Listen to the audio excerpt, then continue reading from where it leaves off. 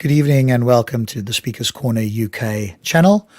And we have a wonderful, what would we say, review, friendly critique, as the title suggests, from one of our Muslims that is well known, at least to people in the UK and or Speaker's Corner or the sort of Dawah scene here in the UK. And as always, I have with me Stop Spamming. Good evening, sir. How are you this evening? Hi, good evening. Well, and yourself, staying away from COVID, running and Yes, ducking like crazy. indeed. Staying home. It's been pretty cold and wet weather over here in the UK. I don't know what it's like with you, but nice to be here this evening, relaxing in my office. Same for you, hopefully, or home office.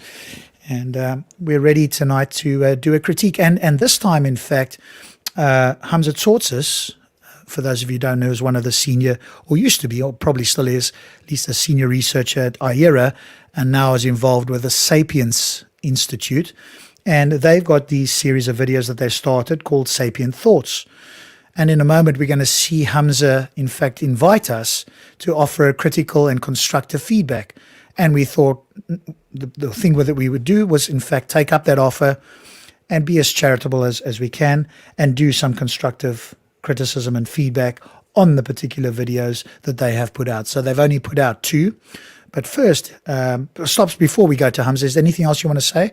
Otherwise, we'll go straight to Hamza's invitation No. to us. Let's dive right in. I've always said I'm always open for any kind of a discussion. I'm always open for any kind of a dialogue with anyone.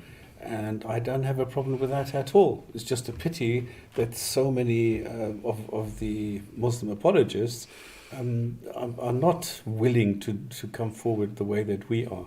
So I'm open. I don't have a problem with this. I have nothing to hide. It's easy. Yeah. All right. With that said, if you are a Muslim and you're listening and you maybe want to come on and give us your thoughts, then that's something that you're welcome to do, because these videos aren't particularly long, so we don't expect this to run for probably more than an hour, maybe less, who knows. But let's go straight to Hamza Tzortzis and his invitation here to join and give him some friendly feedback. So at this moment, I'm going to turn it over to Hamza. And I want you all to become a critical friend. Please email us at info@sapientsinstitute.org and ask questions. And be a critical friend. Give us some critical, constructive feedback and much more. I want you to engage with us so we could create this and make this into a great service for our community and for the wider society. So there we go. I don't know if that was I flicking don't know. for you guys. This was only me, or this was shaking like crazy? Yeah, I also had it shaking, so I'm not sure what was going on there. Hopefully the next one won't be like that. So there we go. That's Hamza inviting us to give some critical and constructive feedback, and we're going to do just that. So as I say, they've only done a couple of videos. So here is the first of these videos that we're going to look at, and we're going to offer some friendly and critical, constructive feedback on whether we agree with this particular video. So the first one here is, does the Quran say the earth is flat? And Mohammed Hijab, who's presumably one of the Muslim apologists that's involved with the Sapient Institute, is presenting this particular video. Before we go into it, Stops, anything you want to say? Otherwise, we'll go straight into the video. Then either you or I will call out when we want to stop, and we'll offer some constructive feedback. No, the only thing I want to point out is that I welcome that people are saying, yes, they want to have a dialogue, they want to have a discussion. I'm just a little bit skeptical how this is going to work and how this is going to be executed. So if this would work, I'd be very, very happy to do this, to have this happen. No, to see this being pulled through so that we can eventually get into a discussion. Yeah, and at this stage, we're going to take up the invitation via a review and give our constructive feedback. Hopefully this video doesn't flick. If it does, I'll have to reshare, but let's see how we go. So here we are. This is Sapient Thoughts number 2, or the first content video with Mohammed Hijab. Does the Quran say the earth is flat? No, perfect.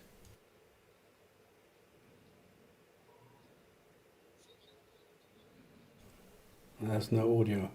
Oh dear. Oh dear, oh dear. My apologies. What a schoolboy error that is. I thought I had shared it. So here we go again. Let's try again. Let's see if this is working for you now. Thoughts, a regular series where we'll be talking about some theo-philosophical issues, as well as some arguments that are leveled against Islam. Today I'm going to be speaking about something which is actually littered all over the kind of anti-Islamic websites. It's a specious argument, really. Okay, so I just want to first offer some constructive feedback to Mr. Hijab here. I think anti-Islamic websites, there's two things here. This is, to me, a poisoning of the well, right? Firstly, it's anti-Islamic websites. That's certainly uncharitable, and that already puts off particular viewers or will turn them against or not allow them to be open to hearing alternative views. What you could say, Mr. Hijab, is something like, here are some views that are critical of Islam, or here are some views that are questioning some of the verses in our Holy Quran. And I think that is certainly a more charitable way to do it. And also then the second part of this is that it's a spurious claim. You're already suggesting that this doesn't carry any substance by your lights, and you haven't even presented the reasons why. And so I think, as I say, some constructive feedback, rather just be more neutral in your approach in the beginning, present your, potentially strong evidence for why you either agree or don't agree, and then let your viewers, if you think your viewers have the ability, allow them then to engage their critical thinking, which we're all in favor of, to see whether what you've said is in fact more reasonable or more plausible than the critiques that are leveled. But this, I would suggest, is not the best start, Mr. Hijab. Yeah, and the thing that I would like to add is it's like the opposite of an argument from authority, because you're doing the opposite. You're saying the authority is valid because it's knowledgeable and therefore we need to accept it, and you're doing the opposite. You're saying because this is not an authority, this is anti-something, and therefore we are allowed to, reject it or ignore it or whatever the case may be. So I would also strongly suggest that you drop this kind of verbiage and you just say, look, they're critical, okay? They're not friendly and supportive or whatever, but they do see some negative or critical points in what the Quran or what Islam says. Just keep it without the emotions. Yeah, and I think if it was the other way around, right, I'm sure you wouldn't take kindly to if I started a video and said, you know what, there's these anti-atheist websites out there by some Muslims, and these are really spurious arguments. You would probably not take kindly to that I'm already kind of dismissing it before I've even A, told you what the critique is, and then B, given you my reasons or evidence why I don't accept it. So think of it from the other point of view. That might also be a helpful way to start the videos in a more neutral stance and allow viewers then to make up their mind. If in fact that's part of, as Hamza Tzortzis in the previous video said, that's obviously what you're looking for, is to build a community, then I would urge you or invite you to do so with the idea of allowing people to invoke their critical thinking. And one of the ways to do that is not to poison the well, which is an informal fallacy.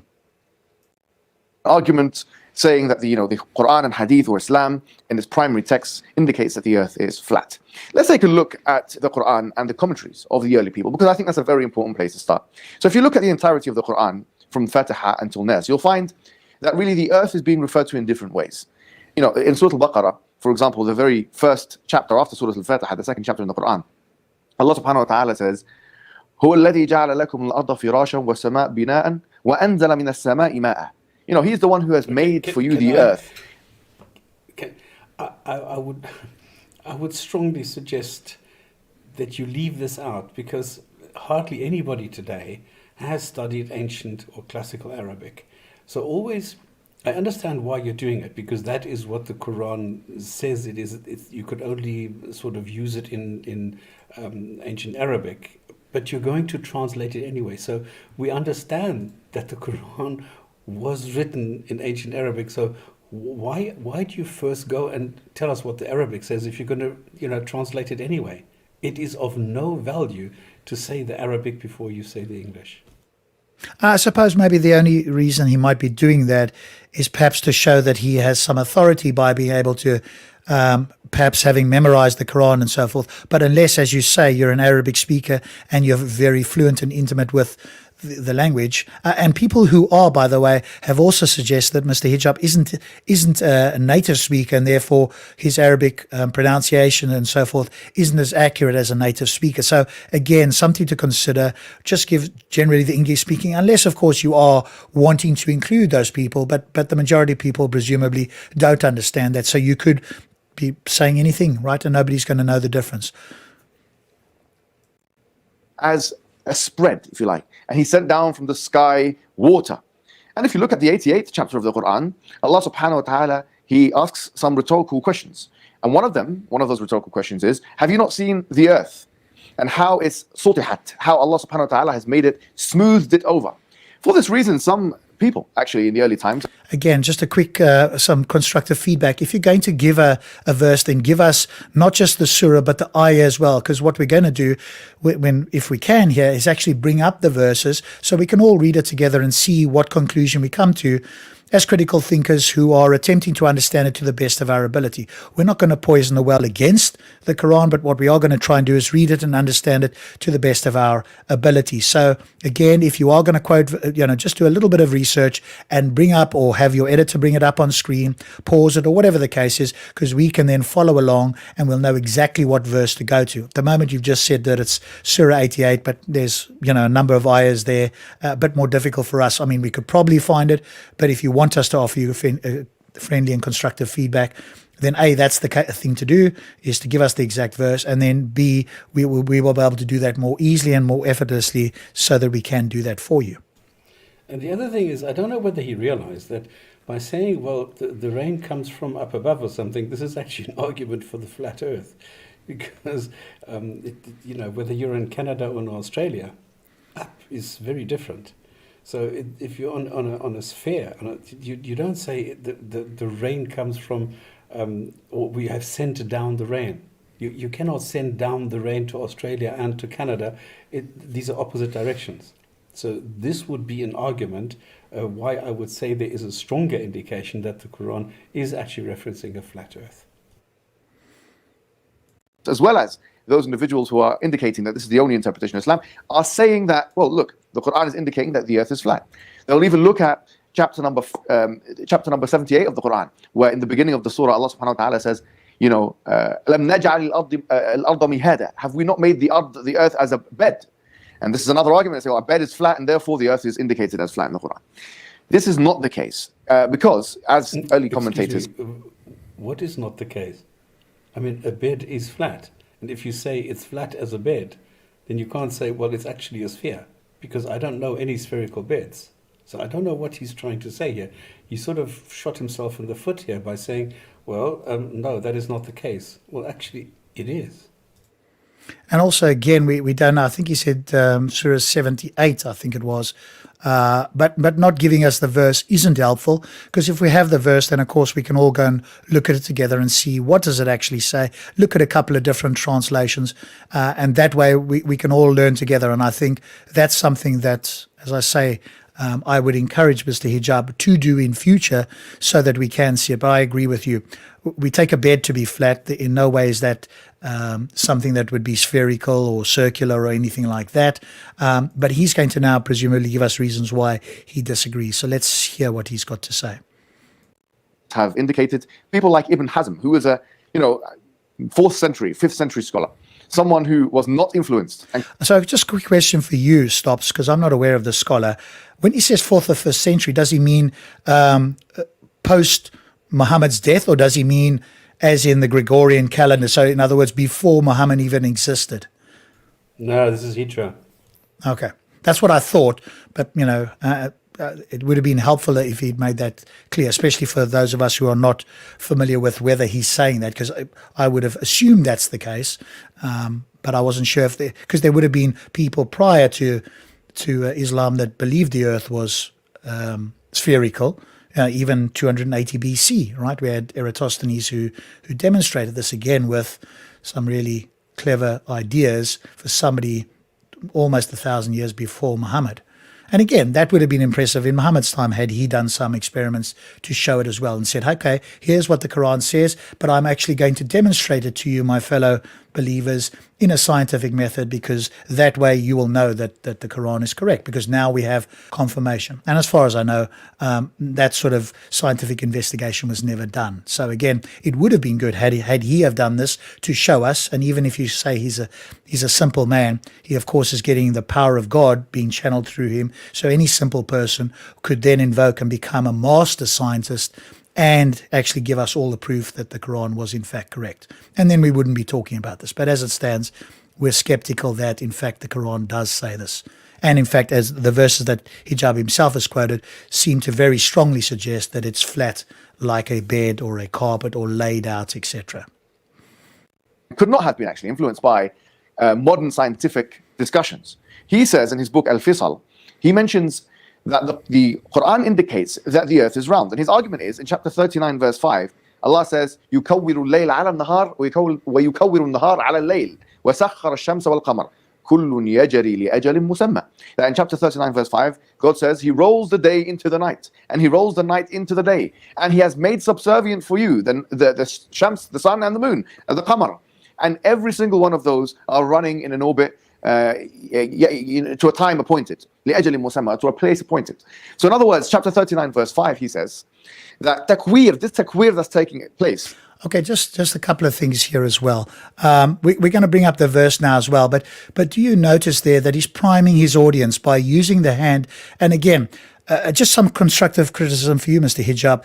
What we want here is a neutral presentation from you, because otherwise these little subtle gestures you do is something called priming, and it gets the subconscious of the viewers moving in your direction. What we want to do, or presumably I hope what you want, is for people to analyze the statements from a neutral position. So you are not saying that it's necessarily true, even though you believe it, but what you want people to do is to think critically. And if you do certain gestures and so forth that unconsciously gets them to move in your direction by using the hand gesture to make it appear as if this is somehow suggestive of a spherical earth, then I think that's not helpful, because we're going to read that verse, we're going to bring up that verse now, and we're going to have a look in a moment as to whether what you say is the case. So we're just going to let you finish this a little bit, but I just thought that hand gesture wasn't particularly helpful in this case, because you're priming the audience, and I don't think that's helpful. We want them to critically evaluate these verses without any priming from your side.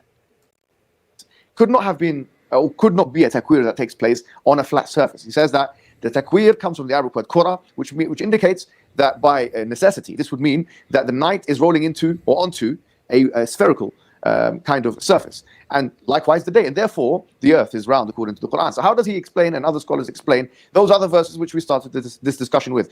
Okay, so we're going to come back to that, but let's go over to 39.5 now. So I'm going to bring this up, and Stops, I'm going to pass this over to you. Well, if we look at the Quran, it just says He created the heavens.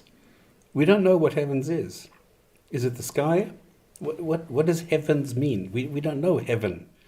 So already we have to start interpreting. Already we have to start guessing, well, maybe he's talking about the universe. Maybe he's talking about the atmosphere of the earth. We don't know. We have to start assuming things. And then the earth in true whatever. He makes the night overlap the day. Now, if you look at that from a linguistic point of view, it doesn't make any sense. And the day overlap the night. This does not make sense.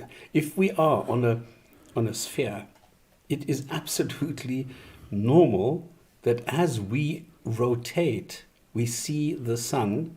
Once, we are facing the sun, and once we're facing away from the sun. So there's no day overlapping the night.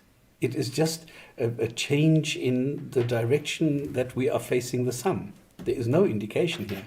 He has subjected the sun and the moon to his law. Okay, it's a red herring. Doesn't do anything. Each one follows a course for a time appointed. Well, this one again shows you that the Arabs at the time thought that sun and moon sort of go in an orbit around the earth. This is what this sentence tells me. One follows a course for a time appointed, and this is for each one, the sun and the moon. Is not He the exalted in power, He who forgives again and again? Well, okay, that's a different story again. But I think you're yeah. Go on. There's some elements here. We have heavens and earth, where we don't know what these mean. Night and day overlap each other, which is like scientifically wrong. Then moon and sun follow some sort of a course for some time, which is also quite useless. And that's it. So these are the elements we have in this sentence. And now to come from these few very spurious things into, well, this talks about a spherical earth, in my eyes, is not given. Yeah, and that commentary below that, is that the Muslim commentary, or is that the response to this verse from This is the critics? response to Muslim apologists who say that this overlapping and winding around is used, because you hear this a lot, that people are wrapping a turban around something which must be round, which is not true. Because I remember making a video where I actually hired my wife, and it cost me an expensive dinner afterwards to go and do this for me while I was recording this. And she took a table, like a what do you call these, a cocktail table, and she wrapped a turban around it. So you can wrap this turban around a flat earth. So this is what they're saying. And then additionally, the word, the falak, the rounded course, which is supposed to be the orbit of the sun, does not follow either. And I think the other thing is that even if the day overlaps the night, so in other words, if they were observing the world as people would have done in those days, and they saw sort of the darkness coming and then eventually the day, and that's kind of what it refers to, in no way does that suggest that it must be a flat earth. I think what Mr. Hijab and people who are wanting to claim that is it's almost like they're coming with background information that we know the earth is spherical, and therefore these people and this guy that he mentioned there is suggesting that's the case. And even if you did know the earth was spherical, pointing to this verse to say this without even looking at the Arabic translation, but pointing to the English translation, is suggestive as much of a flat earth as it is of potentially a spherical earth. So I don't think you get from that verse the what he seems to suggest is, at least, or pointing towards, is some sort of strong argument that verse suggests that the earth is spherical. It also suggests the earth is flat. So how is it that you can do it?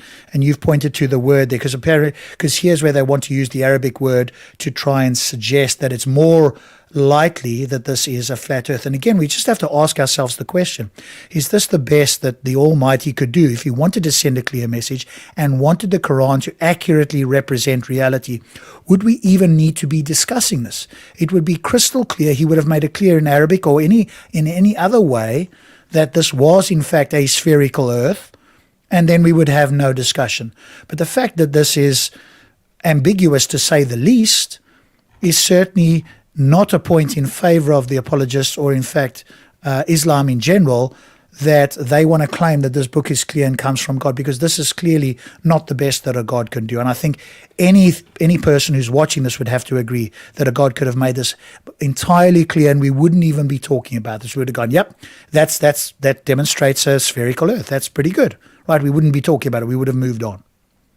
And what it says here, and this is quite honest in my eyes, and while the words used do not violate a spherical model of the earth, they are also equally comfortable with a flat model of the earth. And this is the point. It does not follow from these sentences that it must be a spherical earth. So it could also be for a flat one. And if I'm being not so generous, I would say that it indicates more a flat earth than it does a spherical one. And they're actually giving contradiction to what Mr. Hijab says here, because they're saying that since all positive evidence in the Islamic scriptures demonstrates that the earliest Muslims thought the earth to be flat, and since these two verses don't contradict, the simplest explanation is these verses is that they describe the motions of the sun and moon around what was thought to be a flat earth. So he was claiming, no, or he will be, I don't think he's done it yet, or he may well have done. I don't remember whether he's actually said the words or not yet. But he's appealing to scholars, early scholars, or a couple of them, let's just say that, that think or he's suggesting we'd have to look closely to see whether in fact they did think this or whether that's an interpretation. But we're going to be charitable here and accept that maybe the scholars he's talking about did think the earth was spherical. But again, we have conflicting evidence here, or at least a conflicting view here, that the earlier Islamic scriptures and Muslims thought that the earth was flat. So how does that reconcile? So again, this goes back to, if this is supposed to be clear, and you have some early Muslims, or maybe the majority, potentially thinking it's flat, and a few outlying Muslims thinking that it's spherical, or maybe more than a few thinking it's spherical, and they're both reading the same Quran, how is it they can come to what would be conflicting ideas? Because it's either flat or it's spherical, or it's something else, obviously. But out of those two options, they can't be both. So it's either one or the other. And another thing I want to point out is what he is saying. I forgot what I wanted to say because I was so fascinated listening to what you were saying now. Oh dear, I'm sure it'll immediately come back to you as we start again, so we can immediately stop if you need to. Are you finished with everything there? And I'll just reshare here on my side. Okay, so as the moment it hits you, because I'm sure it'll come back to you pretty quickly, then we'll just stop it and you can bring that up again. So let's see now how he suggests that a couple of these early scholars, at least, that he said. It came back. There we go. Because another thing that he pointed out, he made the argument that because a scholar in the 4th century, which is like 1,000, 1,100, 1,200, whatever, pointed something out and reinterpreted the Quran to express a spherical earth, even during the 7th century, there were people, like you said already, who were aware of the spherical nature of the planet. And therefore, somebody like 1,000 years later mentioning this and trying to rationalize it into a way that it's talking about a spherical earth is not a surprise. So I don't really know what he's on about, saying, well, in the 4th century, somebody said this. Yeah, of course they will. They were well aware that it was spherical. So there's no reason to think otherwise.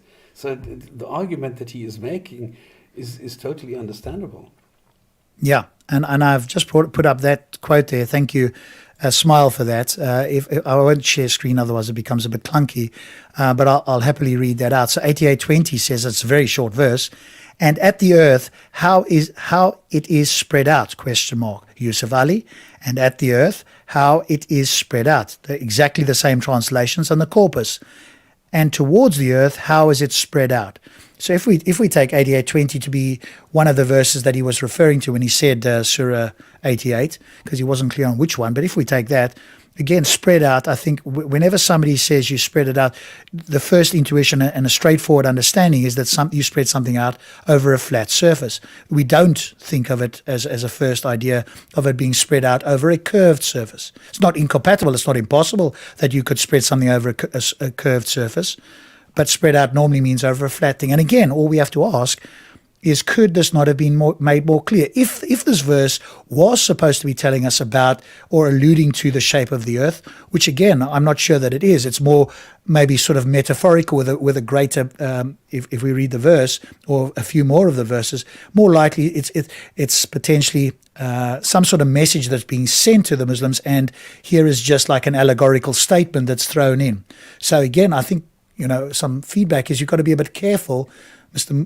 Hijab and other Muslims, to take certain verses like this and then want to apply, the critique that it's suggestive of reality.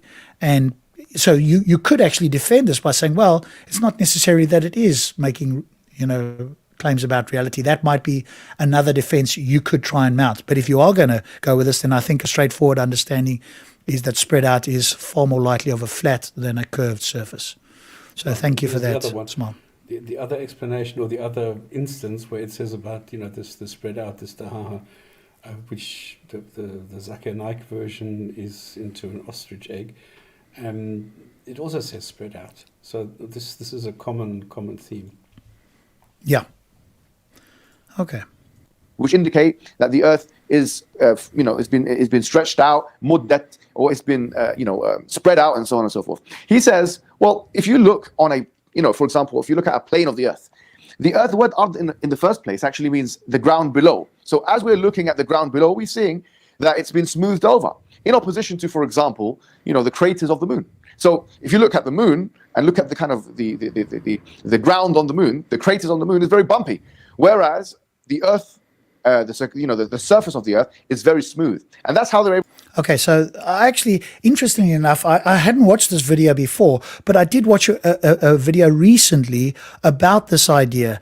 And actually, the earth is, of course, not smooth, especially if you look at a cross-section of it more closely. The more you zoom out, the more smooth it looks. So when you zoom out to see the full circumference of the earth, then the earth looks very smooth. But the closer you get with mountains and, of course, the deep canyons and the seas, the more you can see very clearly, certainly from a human perspective, that in no way is it smooth. So you have to zoom all the way out. But then if you do that and you look at that and you compare the earth with the moon, the earth, by that, the moon is even more smooth than the earth.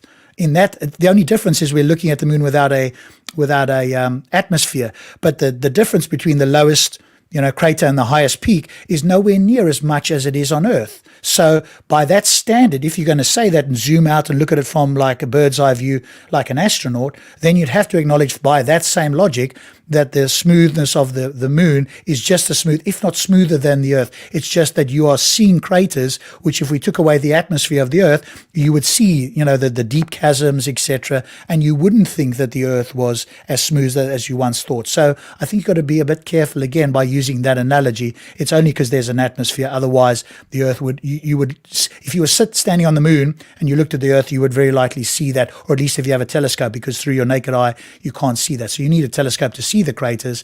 But if we were on the moon and we looked at the Earth and took away the atmosphere, you'd see the high mountains and so forth, and you wouldn't suggest that the Earth was smooth. So either you're going to go with they're both smooth, or you're going to go with the idea that in fact they're not smooth. So I think you've got to be a bit careful, making that comparison, because I don't think it's an accurate one. And there are countless craters on Earth. Correct. And much higher and much deeper than on the moon. So I think, again, this is appealing to ideas that with people looking through the telescope, and I think there's an error there, as I've pointed out, if we reverse it. And in fact, the Earth is nowhere near as smooth as you might think, unless you zoom out and you go out and look in from space. But then you've got to do the same with the moon, and then the moon will, in fact, be, by percentage, between high and low, even smoother than the Earth. So that wouldn't be a good example. To harmonize between the two kinds of verses. Likewise, Ibn Taymiyyah in his Kitab Al-Arsh, which is part of Majmu'at al-Fatawa, a literalist in his own right, or apparentist, whatever way you want to put it, someone who looks at the Quran and doesn't even believe in metaphor in the Quran. This is one of the only people in the history of Islam who's actually said, I don't even believe in such a thing as a metaphor in the Quran. He says that the earth is round, and he in fact even quotes an ijma' on it. He quotes a consensus among the scholars on this point.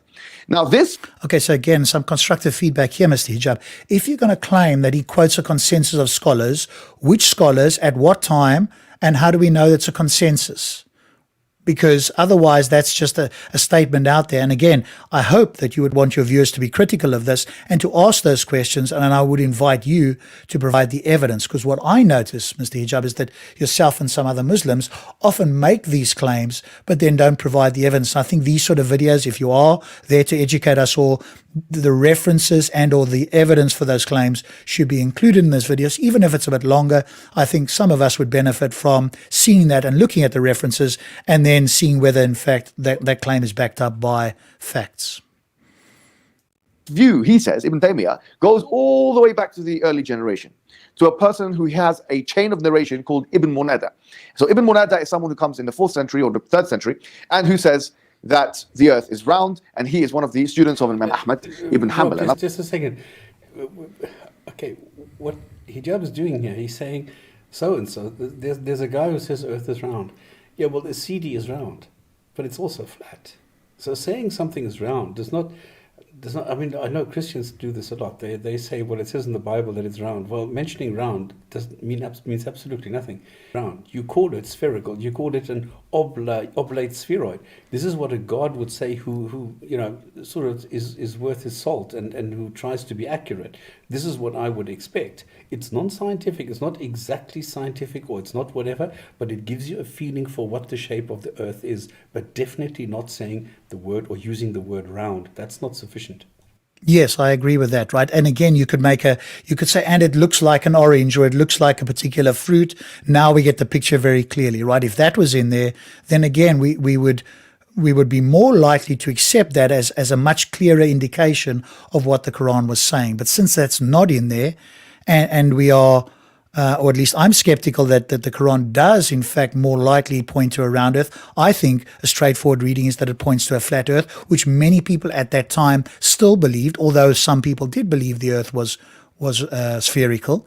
I think the Quran is clearly, or seems to suggest that it's more flat. So again, God in his wisdom could easily have allayed my concerns and anybody else that thinks like me by just adding a little bit more here and suggesting that the earth looked like an orange or a pear or whatever the case is. Because I think you've talked about this before. At no point does the Quran say that the earth looks like looks like the ostrich egg.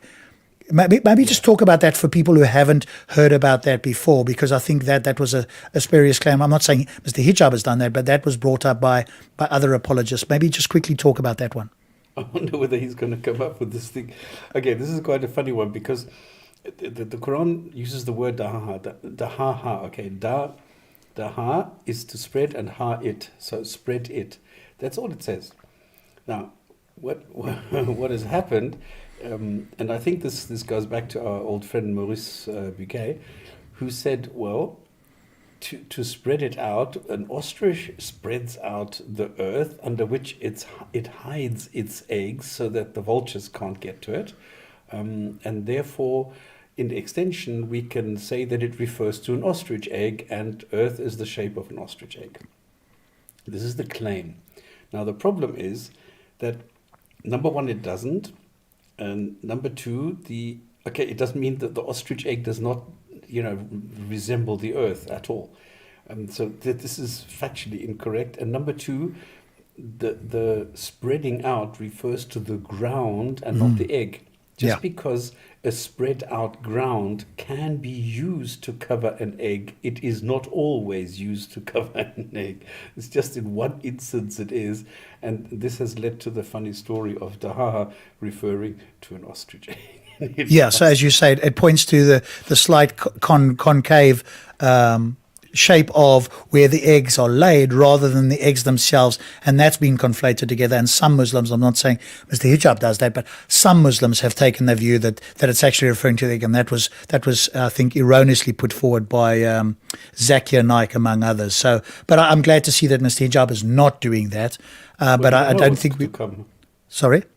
You don't know what's to come. Maybe I don't think he does. I have watched this, or at least watched part of this, so I don't think he does refer to that. Now, the other thing is, if you want a detailed explanation, there are lots of pages which go into the grammar, and they look at the claims made there that dahaha comes from duhiya, and it's not, because the one is a verb, the other one is a noun. So the grammar is extremely different. So it's ludicrous to come from spreading out to an ostrich egg. This is so wrong. This is so childish.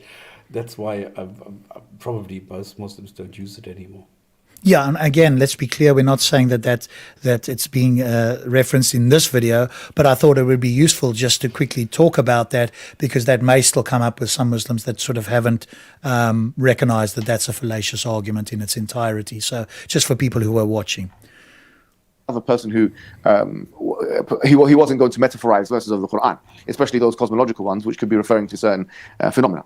Therefore, I think in sum, if we were to be fair to the tradition, I think the most that can be said in terms of making an argument against the Quran is that the Quran can be interpreted as saying the earth is flat. But you can't say that that is the only valid interpretation. That's an impossible thing to say. In fact, it's ahistorical, because it's something which has been disproven by the very fact that the most apparentist and literalist scholars of the early times, people like Ibn Hazm, who was a Zahiri, who was someone who was a literalist, he does not believe in qiyas, analogy, or someone like Ibn Taymiyyah, who does not believe in majaz or metaphorization of the Quran. People like that, and Ahmad ibn Hanbal and his ashab, people like Ibn Munada, they said the earth is round, and they based their view on the Quran and the verses of it. So this specious argument that's leveled. Excuse me, Rob, just a moment. He's making claims which he can never hope to substantiate, because what Hijab is saying here is He knows what these people were basing their opinions on, which he can't do. He doesn't know what drove them. He doesn't know what made them say these things. He has no clue, because they never say this anywhere. They just say the shape is XYZ, but they cannot go to the Quran and say, because the Quran says X. It doesn't. The Quran does not say anywhere that our planet is a sphere. It doesn't say that any of the shapes in the universe are spheres. It doesn't say that all shapes in the universe are spheres. So this is, I don't know why he even goes there. Anybody who listens to him will immediately know that he is making this up. That's all it is. Or if he isn't, then again, I think some constructive feedback here is to actually provide the sources so we can look at that.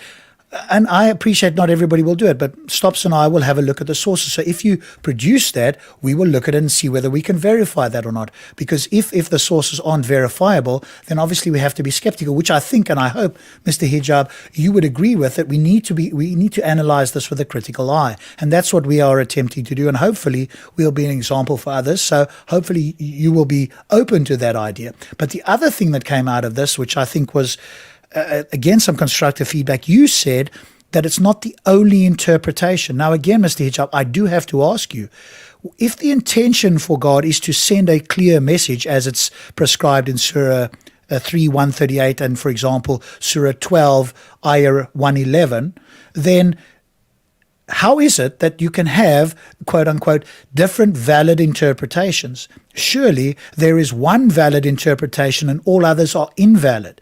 And if that is the case, it should be clear in the Quran. So even if the scholars that you have selected, which at the moment seem like very few, but again, I'm open to you providing the evidence that in fact the majority of early, quote, scholars believed the earth was spherical, as Stop Spamming has said, they're going to have a very difficult, if not impossible job to convince anybody who's paying, again, critical attention, Mr. Hijab, that they can get that or derive that directly from the Quran. They're going to have to bring background information, other information that is outside of the Quran. And I think, again, this is a question I'm going to leave to you. If you ever do watch this video, how do you then explain that there are these, quote, different valid interpretations? There shouldn't be that. That's not what we would expect if we're, again, analyzing this with a critical eye. We would expect a clear and concise message from God that doesn't admit of multiple valid interpretations. So if you're going to go that route, I think it does open up you to further critique, and I want to hear your answer as to how you would deal with this in a clear way such that we can then respond to. And there's another thing I want to point out quickly, because Rationaliser, a couple of years ago, he went and did all the sources. He went and looked at every single sentence that in any way describes the shape of the Earth or any of the planets, and he put them all up. Then he didn't only take these sentences that refer directly to the shape, but also indirectly. So in other words, he looked at the description of the firmament, which doesn't make sense if it's round. He looked at the support of the firmament. He looked at the different indications. Where does rain come from? Where does hail come from? Where does thunder come from? Where does lightning come from? Where are all the descriptions sort of aligning? Are all the other, the outside of the direct shape descriptions, are they aligning with a round or a flat surface of the Earth? And he did a marvelous job, because I worked with him for like 6 months to get all the material together. And he did a fantastic job of bringing everything together. It's quite a long video, but it gives you every single source on the Quran about this, and there's only one conclusion that is talking about a flat earth. I'm sorry. So anybody who is seriously researching this will actually come across this video of the Rationaliser, because obviously it refers to this. So there is no way that you can miss this.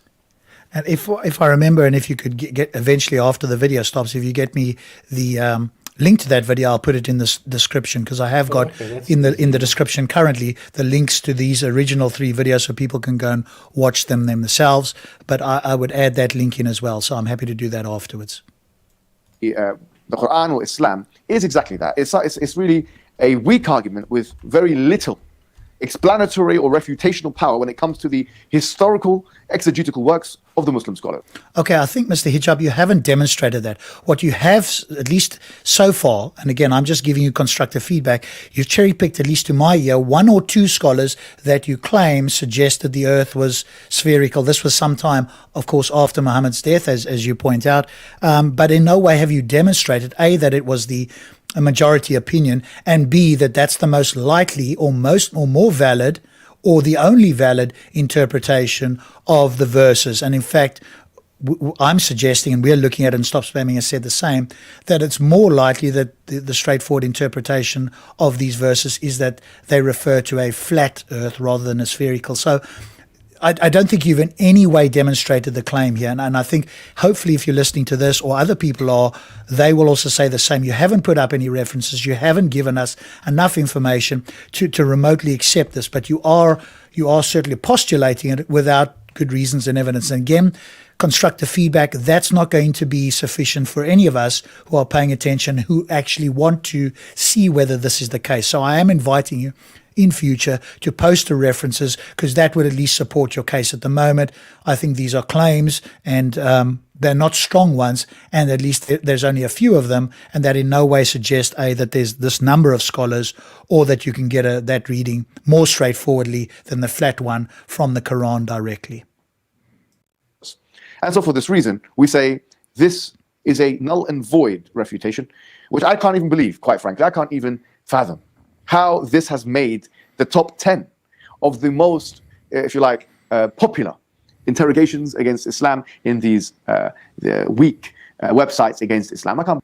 Okay, well, you haven't demonstrated they're weak, and in fact, you haven't demonstrated that you've put forward a strong argument, as I've said. So at this stage, I'm going to consider this rhetoric if and until you can provide the evidence. What we're looking for is the evidence. You haven't given any references as far as we can see here, and what you've said so far is certainly not persuasive that that view is more likely to be correct, certainly as looking at the Quran as a reference, than the view that the earth is flat. So saying that you can't believe it, I think you're a little bit blinkered here. Again, some constructive feedback. Maybe if you stepped out and looked at it from a different perspective. I, in fact, did that today.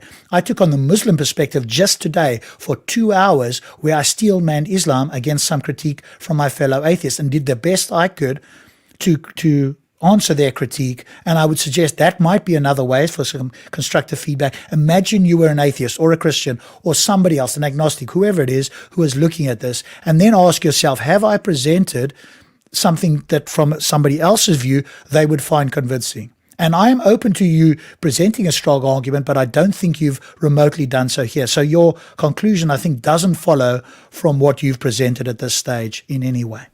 And the other thing is, if you go and you make a claim, an argument or anything, and somebody else says, well, hang on, where is this? Or no, sorry, I don't really get this. This is not automatically anti. This is not automatically against. It is just trying to understand what it is that you're trying to say. So sometimes, a lot of times, it is just a neutral question. So you, just because you feel threatened immediately, does not mean that somebody is anti blah, blah, blah, something. No, it's not. Believe it, that people actually take these arguments as carrying any kind of weight, and they continually use these arguments despite the fact that the evidences have been shown time and time again. But these people are not ready and willing to listen to this evidence, so we just have to put it out there. فَمَنْ شَاءَ فَلْيُؤْمِنْ وَمَنْ شَاءَ فَلْيَكْفُرْ, as the Quran says, whoever wants to can believe. Okay, well, I think that in and of itself isn't sufficient, because in order for beliefs are not a choice, Mr. Hijab. One is either convinced for good or bad reasons. Most people think they've got good reasons, but if we investigate all of our beliefs, we'll actually find that we probably believe things for which we don't have good evidence, and that applies to all of us, not just yourself or myself or Stop Spamming or whatever the case is. So there'll be those cases, but to suggest that, I think, again, at the risk of repeating myself, you haven't provided, quote, enough evidences I think the word is evidence, and that refers to one or more bits of evidence. One would normally use the word evidence, but you've claimed that all this evidence is out there. But this video certainly isn't an evidence-filled video. It's a video with certain claims. There aren't references. And to my ear, at least, with a critical ear, but not overly critical, I think they sound at least cherry-picked. And in no way have you demonstrated that those claims are more likely to be what the Quran is actually saying. And that's ultimately the most important. All the scholars, or the majority of the scholars, could actually believe that the earth was spherical rather than round, as Stop Spamming has pointed out. A better description is spherical, because we do want the most accurate description if we're going to claim the Quran accurately represents reality. And round doesn't necessarily do that, because you can have a round coin that's flat, and that still refers to it. So it would need to be spherical. But even if the majority of the scholars believe that, it would need to be far more clear than it is in any of the verses that you have put forward in the Quran, because the Quran is ultimately the source. So again, we can look at what scholars say, but they aren't the be-all and end-all. The Quran itself is, and it should be clear if that's in fact its undertaking. And whoever wants. The last thing I want to bring up is this is a fatwa, okay? Therefore, the earth has been made flat for us in regards to our relationship to it, to facilitate our lives upon it and our comfort. The fact that it is round does not prevent that its surface has been made flat for us. This is because something that is round and very large, then its surface will become very vast and broad, having a flat appearance to those who are upon it. And this is Abdulaziz Ibn Baz, the Ibn Baz official website. He's one of the main clerics in Islam. So here it says, he is representing the common trend among Islamic scholars today. This is not 1,000 years ago. This is today, where people are saying the Quran says earth is flat, and therefore we need to believe that earth is flat. And this is a fatwa by Ibn Baz. But also the critique below that as well suggests that that's a modern thing, as you've pointed out, right? And he revised his literal reading of the verses. At the top there stops in 1999. Just if you go up, there we go. And eventually revised his literal reading of the verses describing the creation and nature of the earth. Such changes in readings of scripture are characteristic of a large subset of Islamic scholars.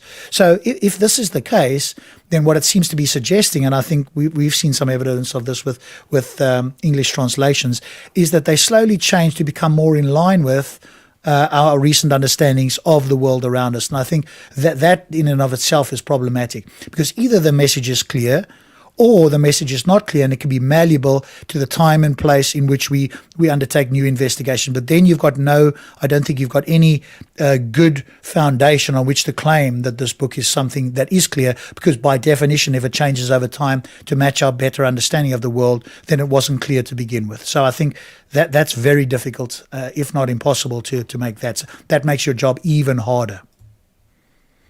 To can disbelieve. Wassalamu alaikum wa rahmatullahi wa barakatuh.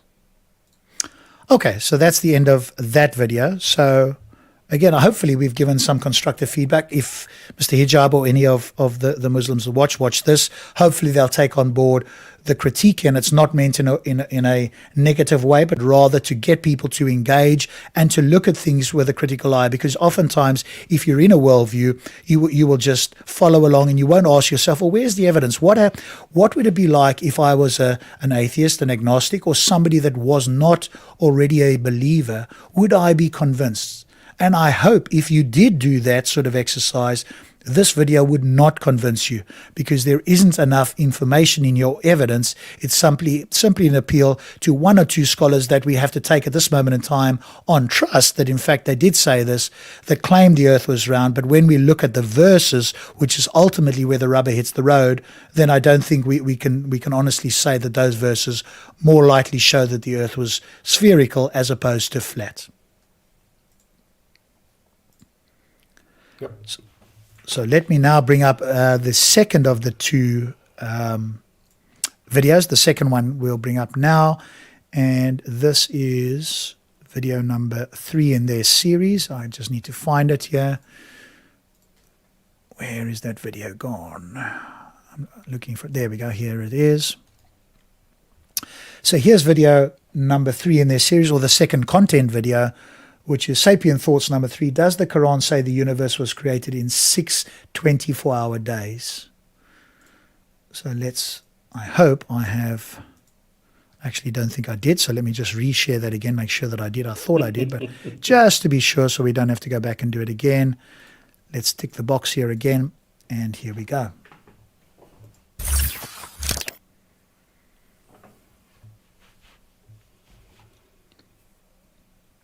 Assalamu alaikum wa rahmatullahi wa barakatuh. Welcome to another episode of Sapient Thoughts, where we discuss theo-philosophical issues and also refute some of the specious claims made by the detractors of Islam put on their websites and in their publications. Rob, careful. Okay, I object, Your Honor. I'm sorry. This is a misrepresentation. What happens is that the Quran makes claims. And then Muslim apologists come and say, well, this claim is correct, and I now claim that the claim of the Quran is correct. And now I react to their claims. I don't go and make claims and then they have to react to that. It's the other way around. So he's turning everything around. I am the one who is questioning the claims in the Quran, and he is trying to fortify them, or steelman, what do you call them, the way that they are written in the Quran. That is the way around that it is. So it's not what he is saying at all. Yeah, and again, obviously this is the second video, so they haven't watched this, but we hope in future that this sort of poisoning of the well tactic in the beginning won't continue for much longer. Hopefully that's the case at least, because as Stop Spamming said, I think the way to be more charitable is to suggest that here are some of the critiques against Islam. I'm now going to present to you my view, and at the end then I hope you as an informed viewer can make up your mind. I will tell you at the end my conclusion, but at this moment in time I'm just going to take on the challenge of responding at first, presenting to you what the critiques are, and then responding, and then leaving it to you. I will conclude with my views, of course, but I will then leave it to you as critical thinkers to go away and make your decision. And I think that would be a more neutral and a more inviting and a more charitable way to start these videos, rather than this sort of poisoning of the well in the beginning, which, by the way, he hasn't yet demonstrated. So at the moment, this is at least at this stage, is a vacuous claim, and it would remain such if and until he could back that claim up. But I think the way, as you pointed out, is the other way around, to put the conclusion, because this is essentially his conclusion, that should be at the end of the video once you've presented what you would hope is a substantive response against this particular critique. Today we're going to be talking about the matter of 6 days. And what do we mean? What does the Quran mean when it says 6 days the universe was created, or the heavens and the earth were created in 6 days? Does this mean 6 24-hour days? And if so, how is it possible? How can it be conceivable that the universe, which we know has been around for 13.9 billion years, or at least that's what science tells us, can in any way have been created in 6 days? Okay, so just at this point, I think there seems to be two options, and there might be more, and I'm open to that possibility.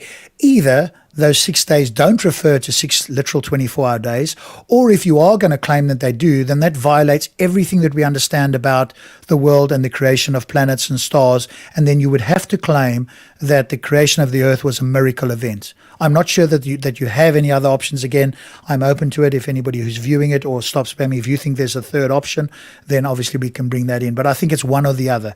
Either that these are not 24-hour days and the Quran will be clear about that, or these are 24-hour days and this is a miracle creation. Well, the biggest problem is it says 6 days. All right, this is what it says in the Quran. Now, day is just a unit. So if you say 6 years or 6 centuries or millennia or whatever, this is just changing the unit in which the number 6 is being expressed. The problem with this is this does not appear anywhere. The number 6 is just an arbitrary number. So it doesn't matter what the unit is behind the 6, it's always going to be wrong. So now to claim that it's 6 units of whatever doesn't really make any difference, because it's still going to be wrong, because you first have to show that the number 6 is somewhere involved, and then you can go and you can justify or modify, update, whatever the unit. Otherwise it doesn't work. There is no value in saying, well, it's not 6 whatever, unless you've verified the number 6. So that doesn't work at all. But I think, again, Stops, we need to just look at the bigger message here, which is, if it's in fact God who is communicating via Muhammad to his creation, then we would expect him, or I would at least, if not I would hope everybody would expect him to be speaking in the language of the creation that he wants to understand. So if we understand something to be a day and he's using language and he wants to communicate clearly with us, I'm of the view that I would expect that language to be in my understanding, not some other understanding. That's the way I would take it. So if he said to me a day, I, as a thinking agent, based on what he's saying, okay, if he's speaking to me, he knows what I understand to be a day, and he's speaking in that language, so I would understand it. If it's in fact not the case, then I think, as somebody who wants to make the claim that it's not the case, you really have an uphill battle, because now you're saying that what God is saying that would his creatures would understand as a day is not in fact a day. And then again we go back to the same critique that I think is a strong one, which is then you're saying that the Quran is not being sent as a clear message or a clear guidance for people to understand what God is saying. And so I think on that basis, I would suggest that it is, if you're saying day, or if it's clear in the Quran that it is a day, then that's the way we should take it based on this idea. Well, to answer this question, really, what we have to look at is what the Quran actually says, and what the Arabic words actually mean. To summarize this point, really, the word yawm, which the plural of is ayyam, means any time period. And what is the evidence of that? The evidence of that is the fact that individuals like al-Isfahani had written in their ma'ajim, their dictionaries, a long time ago, that the word yawm is ay zaman min al-azmina, any period of time. And that is why the Quran has this usage of the term in referencing different periods of time. So you'll find Rob, hang on. for example... because I just thought of another option, because what he's saying is, okay, you need to look at the words. No, not really. You need to look at the contents. You're trying to convey a message. Now, where do they get these ideas from? Where do they get this 6-day idea from? Well, they copied it from the people before them. This is just another story that they found floating around, because if I remember correctly, the Bible also says something like this. So that everything was created in 6 days, and on the 7th day, I think the creator in the Bible sort of takes a rest so that people can take a breath or something. Because in the Bible, it is specified on day 1 this happened, on day 2 this happened, on day 3, day 4, day 5, and so on. And I think this is the idea, this is the concept that was taken over in the form of a story. So this is not really something that you need to go and weigh up in a scientific environment or way. What you're doing is you're dragging the Quran under the spotlight of science, which I think is wrong. This is just a story. This is just something that it's a fable, it's a legend, or something that people were given who could understand the concept. Oh goodness, yeah, okay, the earth, everything, this universe, everything was created in 6 days because these were stories they already knew. So the Quran simply confirmed the stories that they knew. And that is where this comes from. So going now and analyzing the etymology or something, I don't think this is going to make much sense. I agree with you, but I agree with it for a slightly different reason. In that, if it's the case, what I would be asking Mr. Hijab, or in fact anybody, is, do you accept that obviously you think some of the Christian and Jewish scriptures are corrupted, but do you accept the Genesis account? If you do accept that that's a literal account and not a metaphorical one, otherwise you'd have to provide a methodology by which you could differentiate what's the word? Either the correct, the straightforward understanding of it, or if it's metaphorical, you'd have to provide this criteria. And again, the book should be able to do this. And again, we would expect an author to say, okay, and what I'm saying now, let me provide an analogy, or let me give you a story to illustrate the point. Again, I've said it in 2 sentences. It's very straightforward and easy for an author to do this, so that you are very clear that it is not meant to be taken literally, and in fact it's allegorical or metaphorical, because the author can make that clear in the writing, and that isn't the case. But if you're going to, so do you accept the Genesis accounts?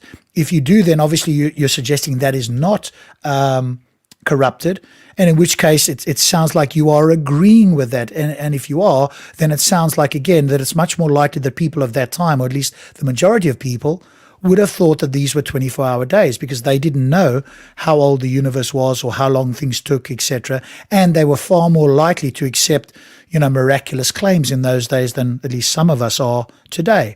And so I think that's another reason that going into these words isn't going to be necessarily helpful because, again, you're going to interpret it. And again, we have got the translations by world-renowned translators. And again, then you might be, the other thing is that you're calling into question their interpretations. These are people who are well accepted around the world by the majority of English-speaking Muslims. Forget about the rest of us, but Muslims. And now you're suggesting that by some criteria that you haven't put forward, that we should be very skeptical of the English translations. If that's the case, that presents you with another problem, which is that then what really should happen is that every single English-speaking Muslim should in fact learn Arabic, should leave the religion, learn Arabic, get clear on what the Quran is supposed to be saying in its native tongue, and then convert to Islam. And then you can do away with suggesting that maybe, if you are, that some of the translations are in error or the words don't mean this. Because at the moment, you're just saying that we've got to accept that these words mean certain things based on some people you're talking about at some time. Are they the authorities? And if so, how do we establish that? And in addition, the Quran says that some words, some sentences are literal, others are allegorical. Has he, or if yes, how, has he established that this is one of the literal ones? He hasn't shown us this. Yeah. A very good point, right? Where's the methodology? If it was clear in the Quran, then we could use that as a tool to understand it. Again, I just think it would be much easier if the authors told us what I say now is literal, and until the end of time, this is what it reflects reality. Or, you could obviously say it a lot better than what I do, but it would be crystal clear to everybody who read it. This reflects reality, and when we go out there and we observe it, it matches reality very finely and precisely. And now I say unto you that I provide an allegory or a metaphor to explain this message that I'm now sending you. Again, very clear that whatever's being said there isn't to be taken literally. Or, as Stop Spamming suggests, just provide a methodology that we can employ whenever there might be any doubt. And then that would hopefully be able to clear it up. But I just think you could do it in every verse. You can make it crystal clear in every verse. And I think that would be an even better way than providing a methodology, because you leave that up to fallible humans to try and employ to the best of their ability. And we all know that humans can make mistakes. And it would certainly be better if the author just gave us this straightforwardly in every circumstance, because then we'd be able to understand this clear guidance and message for all people for all time. Surah Al-Sajdah, chapter 32 of the Quran, in verse number 10, Allah subhanahu wa ta'ala says, يُدَبِّرُ الْأَمْرَ مِنَ السَّمَاءِ إِلَى الْأَرْضِ ثُمَّ يَعْرُجُ إِلَيْهِ فِي يَوْمٍ كَانَ أَلْفَ سَنَةٍ مِمَّا تَعُدُّونَ. Which one was this? Let me go back there. I didn't hear that one. يَعْرُجُ إِلَيْهِ فِي يَوْمٍ كَانَ أَلْفَ سَنَةٍ مِمَّا Allah subhanahu wa ta'ala, the Quran, in verse Sajdah, chapter 32 of the Quran, in verse number 10. 32:10. Okay. If you look that up while he reads it, or while he gives us his understanding of it. Allah subhanahu wa ta'ala says, يُدَبِّرُ الْأَمْرَ مِنَ السَّمَاءِ إِلَى الْأَرْضِ ثُمَّ يَعْرُجُ إِلَيْهِ فِي يَوْمٍ كَانَ أَلْفَ سَنَةٍ مِمَّا تَعُدُّونَ. That God controls the affair from the heavens to the earth, and then it ascends back to him in a day, فِي يَوْمٍ كَانَ أَلْفَ سَنَةٍ مِمَّا تَعُدُّونَ. That was 1,000 years from how you count, or from your reckoning. So clearly Why here not the word 50,000? yawm. Sorry? Why not 50,000? Well, he's claiming that it says 1,000. Have you got the verse up and the commentary on that? It says, well, in another one it says 50,000. Now what?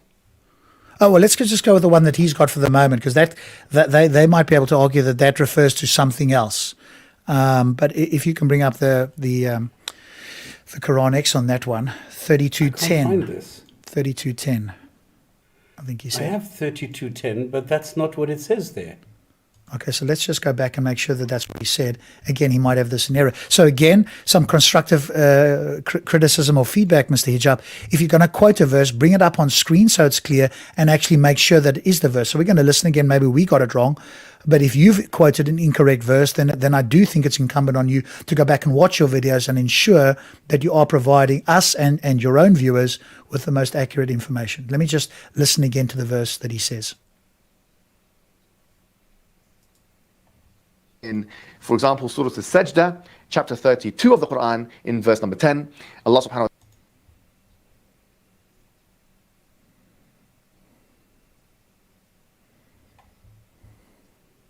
So what am I supposed to do with this? And then it ascends back to him. Okay, so let's have a look at that then. So if we go with Sai International, and they say, when we are lost within the earth, will we indeed be recreated in a new creation? Rather they are in the matter of the meeting with their Lord disbelievers. And Yusuf Ali, which is normally a little bit easier for me at least, and they say, what when we lie hidden and lost in the earth? Shall we indeed be a creation renewed? Nay, they deny the meeting with their Lord. So I don't know if to me that doesn't refer to this. I mean, I think he would have to do a lot of work to suggest that this verse is what he's actually talking about. So it seems to me more likely he may have got the wrong verse. I don't know if you can look at it while we listen further, stops, and see if he's misquoted the verse there. But that doesn't, as you quite rightly point out, that doesn't seem to be the verse that reflects what he is talking about there. Well, what I can do is quickly, you just look for the 1,000 in the Quran, and you will see that there's no results for 1,000. Okay, maybe this is 1,000. Maybe type the word in the word 1,000 as in like THOU.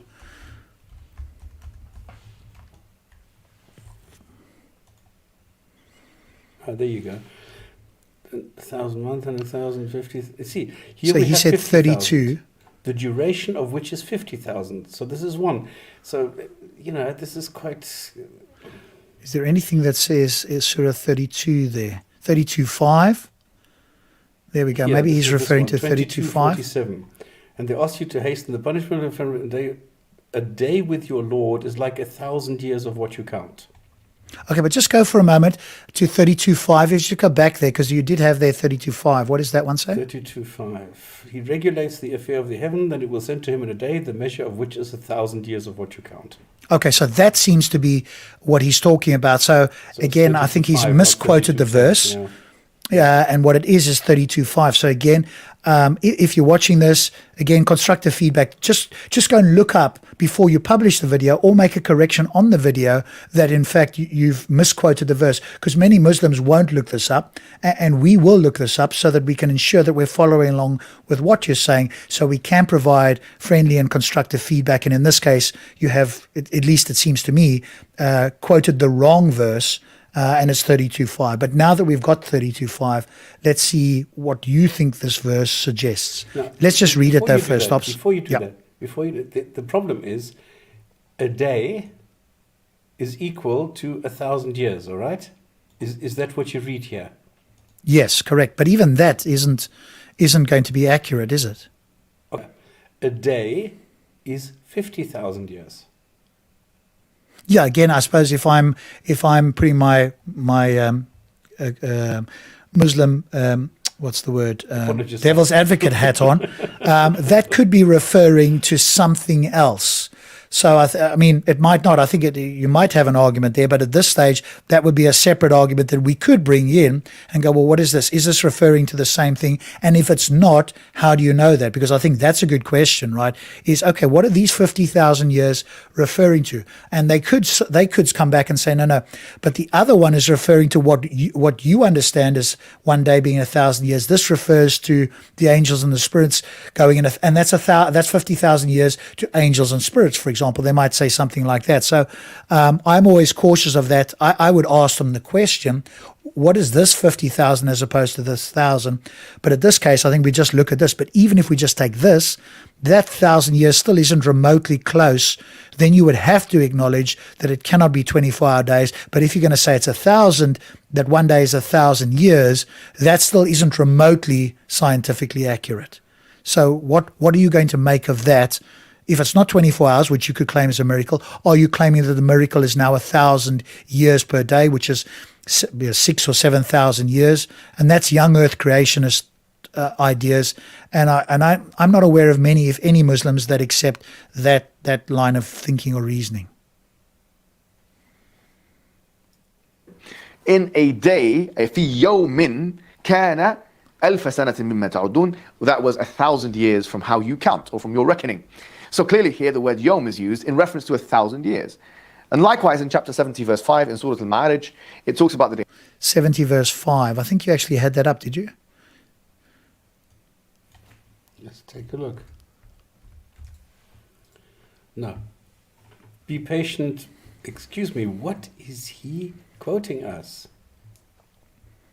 If you go back, Stops, to where you did the search, again, we'll probably find that it's another verse here. But while you do that, I just want to listen to hear what he says, the verse says. See what you get around 70 verse 4. Maybe that's the one. 74. Let's just check this.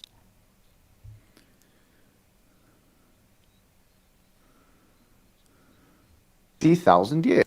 Okay, so again, some constructive feedback. Okay. This is the second mistake you've made in terms of quoting the verse. I'm fine with you quoting a verse, but if you're going to do it from memory, then Mr. Hijab, my constructive feedback is you actually need to have a good memory of the verses. So we've now twice seen that you've misquoted the verse. And if we were to take that as an indication of your memory of responding or what's the word? Providing us with the verses as evidence, I think that at least maybe a revisiting of remembering the correct verses would be helpful in this case, because now we have to go back and look, because clearly you've done this now twice where you've given us the wrong verse. But now that we've got past that, I hope you will in future check your videos and remember the correct verses. You don't have to do it from memory. If your memory isn't that good, then just prepare it on a piece of paper. Then you won't get that wrong. And again, that adds to your credibility, because at the moment, that does sort of bring into question your ability to remember the verses. And you're now asking us to go and find the correct verses, which we're happy to do and correct you on. But I would hope and in future advise or invite you to look this up and or correct this prior to us having to do this, because then it makes it easier for all of us to follow along and to learn and for us to have a constructive dialogue.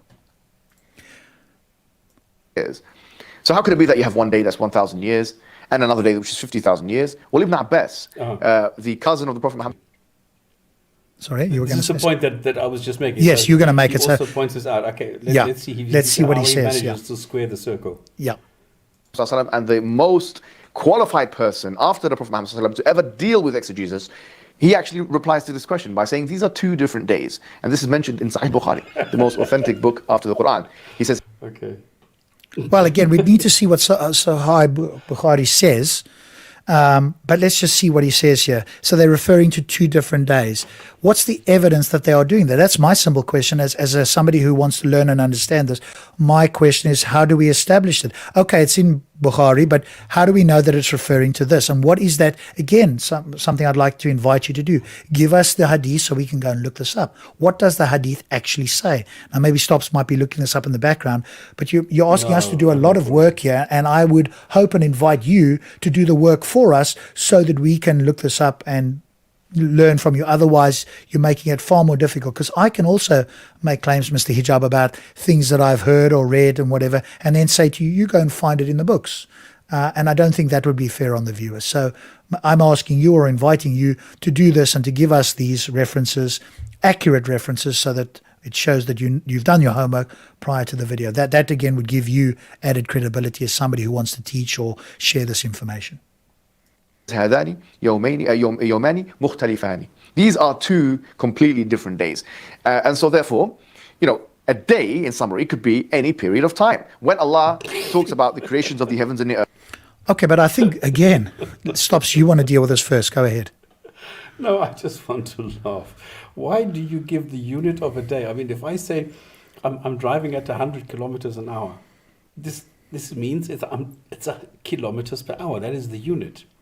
I cannot say it's meters per second or it's something else. It can mean anything. No, a unit is a unit. It's very specific. It's incredibly specific. And now to say, well, if God gives you a unit and this can mean anything that you want, come on. What are you trying to do here? What is the value of having a God tell me it's 6 and the unit I can choose whatever I want? What information is this giving me? It's nothing. It's useless. If I don't know how old the universe is, can I, from reading the Quran, somehow deduce the age of the universe? No, I can't, because I don't know the unit. 6 what? But I think it's even worse than that in this case. And again, some constructive feedback. you're adding a third criteria, which is actually making your whatever you're trying to share here even weaker, in my view, in the sense that you've said that, okay, in one verse it talks about 1,000 years, in another it talks about 50,000. You claim that there's a hadith in Bukhari that explains that these are 2 different days, but then you go on to say not only that, but that it could mean any amount of time. Let me just rewind that, make sure that I got that clearly here. Quran. He says, هَذَانِ يَوْمَانِ مُخْتَلِفَانِ. These are 2 completely different days. And so therefore, a day, in summary, could be any period of time. Okay, so but that's, like I say, you've made it even worse now. So now we have no clue what a day means. It is not a referent now that we have any understanding of. Humans understand a day to be 24 hours or thereabouts, and humans have done that for however long, right? And you could say that it is the night or the day or whatever the case is. But if you're going to say, as Stop Spamming says, that you now say could be any amount of time, then you're giving us absolutely no information. And in a sense, that's contradicting the 1,000 and the 50,000 years, because there are two different amounts of time, but at least it seems to me that they're clear that it's 1,000 and 50,000, and it actually says it in the Quran, right? So if you were able to bring up that verse again, as you understand it, or word to that effect. I can't remember what the first one said, the 1,000 in, not 74, but the other one, 32, whatever it was, 32.5, I think it was. In 32.5, if I read that correctly, it said there, which is of what you count, of what ye reckon. So I think to be honest, Mr. Hijab, I think you are contradicting the Quran, at least to my understanding here, because it says it clearly in every interpretation there of your reckoning, of what you count, of what ye reckon, of what you count in the corpus as well. So if it's 1,000 years of what I count, then it cannot be the case that a day refers to, it can be in summary any amount of time. No, it can't. That to me is a direct contradiction with the Quran. And in fact, there's the tafsirs as well. So I think, Mr. Hijab, in this case, my constructive feedback is that you are contradicting your own book. And this definitely, in my view, now calls into question your authority to provide this information. I'm now much more skeptical than I was. I was definitely open-minded in the sense of I want to hear what you've got to say. But A, you're not remembering the verses accurately, and B, you at least seem to me to be directly contradicting the Quran and all of the tafsirs here as well. So this is now definitely calling into question, from my point of view, your ability and your authority to actually talk about this particular topic, at least. When Allah talks about the creations of the heavens and the earth in 6 days, it could mean 6 24-hour days. That's a possible meaning, but that's not the only meaning. It could mean any period of 6 days. So really... Okay, but again, Mr. Hijab, you're just saying it could mean anything. Is God trying to tell us something here, or is he not? If he is trying to tell us something, then it cannot mean anything. That would be a contradiction. Now, if he is trying to tell us something, then there should be a specific meaning that we could understand. We've just read 32.5 that says 1,000 years in what you count. Now, if you and I were speaking, I would show you that you quoted the wrong verse. It wasn't 32.10, it was 32.5. But ask you, what do you understand by what you count? It cannot mean what you are saying here. So either now as a Muslim, or even as somebody who's analyzing this with some constructive feedback, I'm left with 2 options. Either I accept what you're saying, it can mean anything, or I accept what the Quran says, which is in that particular verse, at least on that day, that it means 1,000 years by what you count. And again, if you're saying to me that the Quran is a source, then I have to disregard what you are saying and I have to accept the Quran. But even if I do that, then it certainly cannot be 24-hour days if you're going to take that particular surah as what you understand a day to mean. 6 periods of time.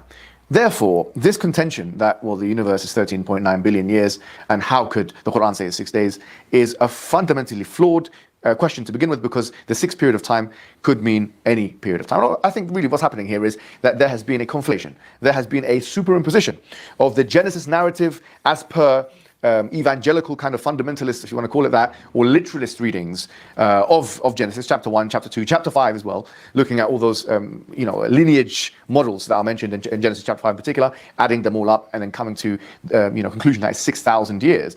And we don't have the equivalent of Genesis chapter 5 in the Quran. We don't have the equivalent of Genesis chapter 5 in the Hadith. Yeah, but by your own admission, Mr. Hijab, you don't have any understanding of this. It could mean, to use your words at least, anything. But again, I think the Quran contradicts, or at least you are contradicting the Quran, because the Quran does give us 2 specific amounts of time, even though they are different amounts of time, which you seem to suggest there's an answer for, which again we'd have to look at. But again, you didn't quote or provide us with that hadith.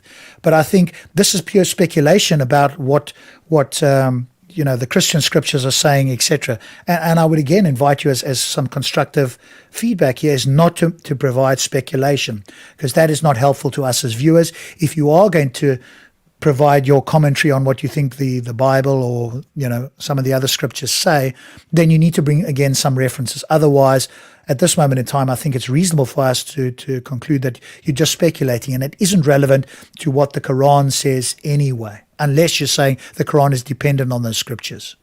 Can I muddy this a little bit more? Go on then. Can you read this? 32:5. He regulates the affair of the heaven to the earth, then it will ascend to him in a day, the measure of which is 1,000 years of what you count. I need to do this. I did wonder if you wanted us to do 32:5 again. I'm fine if we do. That's still 32:5. Shit, I can't believe it. This is stupid. Dum-dum. And then it must be the third one. There you go. No. 754. No. The right one? Okay, just type it in there, stops at the top then, rather I than. don't know how to do this. I just have this open. But How just can it share be any wrong? one of them and then go to the very top of the screen, and we can just type in the verse that you want. Do you know what it is you want? Let me just see. Okay, then I'll just type this in again. Why can't I share this stupid thing? I don't know why this is so. Or just close the other tabs, and then you'll only have one left that you can Yeah, but share I that need says them for Quranics. later. Oh shit. Maybe it's the will of Allah that you don't muddy the waters any further. I think at this stage we've certainly given some constructive feedback. There we go. 40, All right. 41. Which one? 41:12. Go ahead. He completed the 7 heavens. Okay, I don't know what the 7 is. In 2 periods, in 2 days. Okay, 2 days. Now here he says, then he directed it to the heaven. Come both, and they said, we are obedient. Okay, and then on the earth, he made it in 4 days. So he placed hills and blessed it and measured in 4 days. And here he creates earth in 2 days, 2 periods. Excuse me. So if I have 2 periods to create earth, which is 2 days here. So here it's 2 days. All right. Then he puts the hills in there in 4 days. So this is already 6. And then he says, okay, now we're going to heaven, and we're going to the heavens. And again, how this another 2 days. So here it's 8 days. So Or which 8 is it? periods or 8, whatever Or it 8 is. periods, right? or whatever the case may be, however you want to define it. But here it's 8, and there it's 6. So which one do we take? Yeah, I mean, again, that's a question that maybe Mr. Hijab can answer, or at least direct us to some actual references that attempt to answer this, and we can look into that with our customary critical eye and see what we make of it. So this is not our contention, because quite frankly, it's not something we have to deal with. So in some, the day could mean any period of time, and so it's not in conflict with the fact that the universe could have been 14 billion years, or it could be more than that, it could be less than that. And really, we don't know how long the universe has been around for. Obviously, Big Bang cosmology would bring us to the conclusion that it's been 13.9 billion years, but science is far from incorrigible and far from producing of eternal truths. So we remain, if you like, happy to accept whatever science says, and there's no conflict at all between believing in a model of the universe that is 13.9 billion years and believing in the Quran.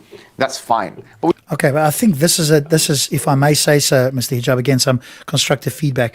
This is kind of a devastating admission, because what you're saying now is that that it doesn't matter what we uncover or discover about the world around us, the Quran is compatible with any discovery about the world, because, to use your words, science is not encourageable, i.e. science is something that can change, as in certain conclusions can be modified or improved upon, or whatever the case is. But to me, at least, if I were a Muslim, that would make me extremely uncomfortable. Now I would have to retreat to the position that the Quran does not explain, or is not something that should be used to represent reality, because reality, to the best of our understanding, is uncovered or discovered through the scientific method. And if you're calling that into question, then by definition, you will not want to measure the Quran against any discovery or observation that is made out there, because that could change. In which case, it's almost like it's an anti-scientific view then. And I think if that's the case, to me, that's quite devastating, because I think if I were a Muslim, I would want my book to accurately represent reality, and I would put my flag in the sand and go, okay, this is what it clearly means about X or Y, because otherwise I'm left in the position of either it having to be changed, as was previously mentioned, some interpretations changed by scholars, or I'm just not going to appeal to reality at all, because I have no way to know whether we're ever going to have an accurate representative of reality. And all I'm going to do then is just bury my head in the book and not worry about reality. And I think either one of those are quite uncomfortable, if not downright disagreeable positions to take with what you've just said there. So I if I were a Muslim, I would be very hesitant to accept what you've just said there now. The problem here is it is the same thing in what we have in the inheritance distribution era. The fact that there are numbers assigned to this makes it complicated. It makes it an issue. If there were no numbers here, and they said, look, it just took some time, and it took a long time, or it did anything, it would be okay. But the fact that the Quran assigns a number to this makes it problematic. It's the same thing with inheritance. If there were no concrete numbers, they would just say, just do it right in the proportions, and it would describe proportions, it would be okay, there would be no problem. But because they assign numbers there as well, this is the problem. Now to go and say, well, I've got 6 of something, and the something doesn't really matter, makes it like at the level of a fairy tale. So to go even to try and address this, there are so many better things that you can address in the Quran than this, because this is quite weak. This is quite... It doesn't do anything. If I were a Muslim and somebody said to me, well, the universe was created in 6 somethings, well, so what? You can't use the Quran to establish what it is that actually happened. But to say that there was a God who created this, and this was a powerful thing, and he used whatever, this makes a lot more sense, and it impresses me much more than going and trying to be specific, and then only to find out that because it is so specific, it's wrong. This is, in my eyes, not the best way of doing it. I would address the things that are really valuable in Islam than going into the concrete claims made here, where there are numbers assigned, which makes it very easy to check them. Yeah, I agree. And again, we have to ask ourselves, right, if we have an all-knowing, all-powerful God who has foreseen and knows what's going to happen at every moment throughout the entirety of the existence of the universe, he would undoubtedly have seen or foreseen all of these sort of things. And we would expect a crystal, if it's the case, and again, we would have to ask Mr. Hijab and other Muslims, if it's the case that there are ontological facts of the matter to be known about reality in Islam, then we would expect, in fact, it would be the case that God would know these things. And if that is the case, we would also have an expectation that he could, if he wanted to, communicate this to us, and it would stand the test of time, since it would be an unchanging fact of the matter, an ontological fact of the matter about our reality, over which God has complete control and is able to foresee that it would not change. And that's what we would expect. And if that were the case, then that would be something that would be a point in the favor of Islam. But as you say, if we now get to numbers and certain mathematical things, those are very clear things, and those maths, as far as we can tell, doesn't change in that sense. And so maths is actually a very strong proof, as opposed to some of the other, quote, proofs that are out there, and it's held as a higher level. So either God does know this and is going to use these things, or he's not. And if he's not, the question is why not? Because it would be trivially easy for him to present this in such a way that it would be unchanging. And then the only thing that would happen, and you would then have a point that's, we are trying to discover to the best of our ability, our reality, use the Quran, because God is all knowing and he's presented as with us. But he hasn't done that. It's extremely vague here. And I just think that this, what you've said here, it just is not a position that if I were a Muslim, I'd be comfortable with at all. We don't need to be dogmatic on what it is that the Quran says, what it means. Okay, but I think the other thing you do have to, now the question becomes, and I think again, Mr. Hijab, you're inviting us to ask this question, and I think, again, I would invite you with a constructive feedback to watch this video back and ask yourself, I've said these things, and it seems like you're speaking off the cuff rather than having had a script or having these points well thought out in advance, which again, I would invite you to do, and anticipate what you're going to say. What might somebody say, right? Because these are questions that any thinking person, I think, can come up with. So it's not just us that are, looking into Islam from the outside, but other Muslims as well might have, and I hope, are asking critical questions as well. And so if you can't take this, I just want to hear those words again to make sure I've got it. It is that the Quran says, what it means by 6 periods, nor do we need to be dogmatic, whatever science says, and there's no conflict at all between believing in a model of the universe that is 13.9 billion years and believing in the Quran. That's fine. But we don't need to be dogmatic on what it is that the Quran says, what it means by 6 periods, nor do we need to be dogmatic at all about the universe being 13.9 billion years.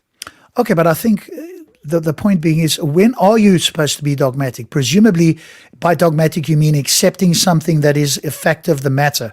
Because dogmatic often means people believing something in spite of evidence to the contrary. So I think that word is not helpful to you anyway. But I think you would now have to answer the question, well, okay, now that I've said you shouldn't be dogmatic towards this, or you should be open-minded about what the Quran means, I'm now also going, for those of you who might be thinking, well, how do we establish when we are supposed to be, quote, dogmatic or not? I'm now going to provide you with a clear method that you as a Muslim can use when reading the Quran, and you're now inviting that question. And I hope at some point, Mr. Hijab, you will provide that for us, because you're suggesting now that certain things we shouldn't be dogmatic about, presumably in other scenarios we should be dogmatic. And apart from your deeply held feeling, how do we establish this, if there is a way to establish this objectively? And the problem, of course, is how do we know what is what? If it says don't eat pork, should we be dogmatic about it? If it says avoid anything that covers the mind, which is interpreted as alcohol, should we be dogmatic or not? Is it okay to have some pork? Is it okay to drink alcohol? Is it okay to have sex with another Muslima or something? Is it? When does it get, no, you're not allowed to do that, if it's not dogmatic? It doesn't work that way. The other thing I quickly want to point out here, if we look at the interpretation today, okay, this is from 500 years ago, this is from 1553. This is the way that Muslims understood the presentation in the Quran to be, that you have a flat earth, which is on top of a calf or something, which is on top of and hold on tight, a fish, which is the standard representation of Christianity. So how do you get the Islamic representation of the earth as a flat earth sitting on top of a fish, which is Christianity? Now, I don't know what this guy at the bottom is. Maybe this is Allah or something. But if you look at the representation that Muslims believed, this is a representation of what earth looks like. Come on, doesn't that make you think? How does that make you say that this is accurate and this is correct according to a scientific understanding of what we have today of the earth? It's not there. You cannot insert this, and you will see that this is very clearly man-made, and it's just stories that were already in existence at the time. And just as a reminder, of course, what Stop Spamming is brought up, which is excellent there, refers to their previous video and not this particular one. So that was the Earth is flat video. This one is about the universe being, 26, 24-hour days. But that's another excellent example of Muslims at a much later time thinking that the Earth was flat. So again, refer back to an earlier part of our video, or at least to Sapient Thoughts 2 video about the flat Earth for that one. So that's excellent. So I think that the question is certainly invited, as you said, but then, what I've heard, at least, is Muslims will say some verses are unclear and some are clear. How do we establish this? And if you're going to point to the scholars here, again, if I were a Muslim, I would have a question mark. How is it that the scholars have got the answers to this? And shouldn't it be clear in the book without the scholars? What if I wish to become a Muslim and I don't have access to scholars? Maybe I'm somewhere where there are no Muslim scholars. How am I supposed to understand this? I would, again, if I was somebody that wanted to join Islam and I had the book, I would expect the book to give me the criteria for this if I couldn't discover it myself, or the book wasn't clear under every circumstances when it's metaphorical and when it isn't, or when one should be, to use Mr. Hijab's words, dogmatic. It should either tell me this is a dogmatic verse, or this is a verse that is in fact inviolable and inerrant, and you should take this to mean this for all time. Now I'm very clear, right, that's what I should do, and I should not be taking this in some other way. But if not that, then there should be some criteria there. As far as I know, there isn't a criteria other than a sort of a much more vague statement that some verses are clear and some aren't. We need to know which ones are and which ones aren't, and what the methodology is for understanding or coming up with that. And I would not expect humans to be tasked with that undertaking. I would expect the author to provide that for us. At least that's what my view would be. And I hope that answers the question. Wassalamu alaikum wa rahmatullahi wa barakatuh. No, you've opened up more than you've answered. Sorry. Yeah, I agree. Again, with this sort of thing, what you've really said is, at least to my ear, you've contradicted what the Quran said, or you've given, at least if you didn't want to accept that, and I'm sure you wouldn't accept that you've contradicted the Quran, you've presented another example which has actually undercut the entire argument. If it can mean anything, then it essentially has no meaning, because anybody can assign something, and or we just have no understanding of what this could mean. And again, we just have to ask ourselves, is that what is meant in the Quran, especially with Surah 3, 138 or Surah 12, 111? Is that what they're saying?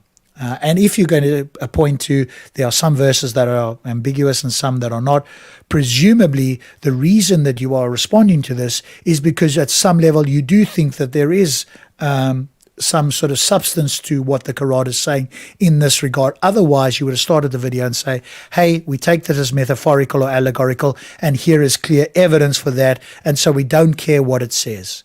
But you have answered this because presumably you do think, and you at least pointed to a couple of verses which talked about 1,000 years and 50,000 years. So I'm at the end of this video very unsure as to what I should now be thinking, and you haven't clarified that for me at all. If I'm not going to take 24 hours, if I'm not going to take 1,000, I'm not going to take 50,000, all of these are at least plausible in there in terms of periods and time, and you're rather going to say that it could mean anything, then I'm frankly at a loss as to what I should believe now. And I would certainly hold in question your interpretation that it could mean anything, given what we've seen in the Quran.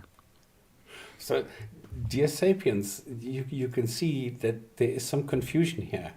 So if your target audience are just gullible Muslims who don't question anything that you're saying, that's fine. But don't come and say, well, we invite critics to respond to this, when you are presenting this level of a webinar or lecture or whatever you want to call this. This does not warrant the name sapiens or sapiens or whatever in any which way. So if you're just going to go and you say, okay, we're just going to go and talk to some people, we want to just show you we're just another dawah outlet, well, that's fine. Then I can ignore you. But if you are really serious about being critical, if you're really serious about going into a dialogue and having a discussion with people who are not Muslims, I think you need to pick up your pace a little bit. You need to change your outlook. I'm sorry, that's my opinion. Yeah, and I think, and I would invite you as well to look at some of the comments. For example, this gentleman says, "This series is so good. I was battling with these questions a couple of years ago. Thanks a lot." So presumably he thinks he's got some clear answer here and he's no longer battling. I would ask somebody like this again, what is it that you've got from that is now cleared up? Well, firstly, what was your confusion, or how were you battling prior, and how has this now solved this for you? And if it has, on what basis has it done so? Because are you taking Mr. Hijab as an authority on this matter? He hasn't provided any references. He's given his interpretation. But why do you find that more valid than, for example, what the Quran says in certain circumstances? Here's another one. If you go down, you see 6 days, meaning 6 stages. Well, what are the stages? Yeah, so it doesn't actually have a meaning. What this particular person is saying is 6 days, quote, in actual facts means 6 of anything. And that really doesn't have any meaning. That's sort of vacuous. It doesn't have a referent. It doesn't refer to anything. So again, that isn't helpful. And if it says, if you say it's stages, why doesn't it say stages in the Quran? By the way, how many views does this have? At the moment, how many? 3,900, or close on 4,000. And you have only 122 comments? I'm sorry, there's something going on here. For me, here's another one interesting. For me, this was very clear. By reading the Quran, I knew that the word day meant a different period of time. I don't know why people make an issue of it. Well, because it's not clear what this is. What period of time is it? Are you going to take the view that Mr. Hijab is presenting here, which means it can be any period of time from 1 second to 1 billion years? And you have to ask yourself, if you are a Muslim listening to this, is this what, if in fact you take this to me to have some sort of meaning about reality, do you not expect or would you not want the God to give you a clear understanding of it? Surely it should not mean, or it couldn't mean, any period of time. That is clearly not, I would submit to you, what God is trying to convey here.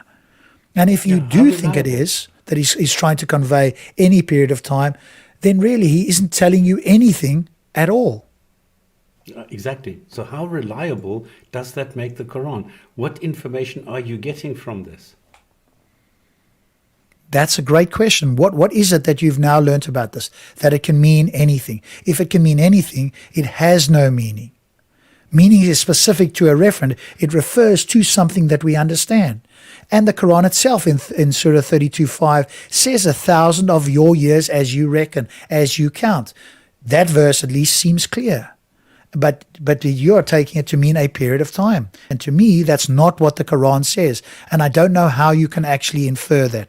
And I think, again, that is speculation by Mr. Hijab, and it's in conflict or contradiction with what the Quran says, at least in those verses where there was an actual amount of time. Now, if you apply critical thinking to this, you have to ask yourself, if the universe was being created, how can it be in days anyway, when day and night only happened once the Earth came around, which is like 10,000 million years later? So does it make sense to give us the unit day when Earth wasn't anywhere around yet? And again, if you said, well, if you had some other response, we could always respond by saying, but hang on a moment, Allah knew all of this ahead of time. All of this he's foreseen anyway. And if he wanted his creation to understand reality such that they would not be confused or start to wonder about whether the message comes from Allah, because this message isn't clear. If I wanted to send a message, I'd send the clearest message I could, precisely so that people would not only focus on the parts that I wanted them to, but the other parts would support the belief that I'm sending them accurate information. It's like a table with multiple legs. When certain legs become weak, eventually the table will collapse.